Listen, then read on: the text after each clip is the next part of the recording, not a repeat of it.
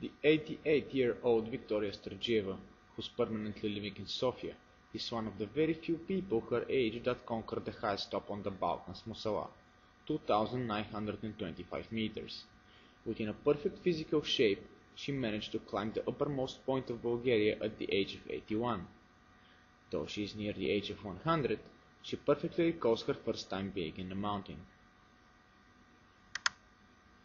Съм дошла от Пловдив, там започнах гимназия, обаче тук дойдох в София. И тук като ученичка дойдох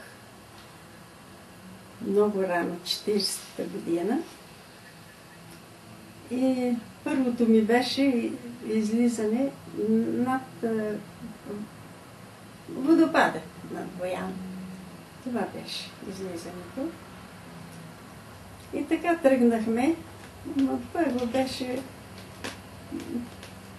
до Карлово, над Карлово, Сючурома.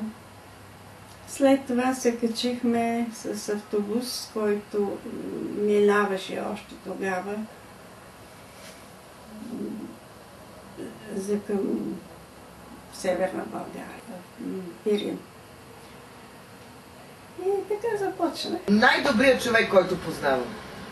Навсякъде съм го казвала. Като Леля Виктория няма втор човек. Страхотна кумшийка, страхотна жена, всеотдайна за всеко нещо. Обичаме като майка.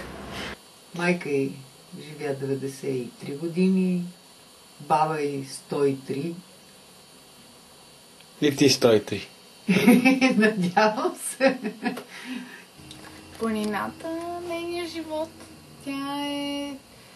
Там ме открива много. Планината е дала страшно много и там преживяла е сигурно най-прекрасните си неща.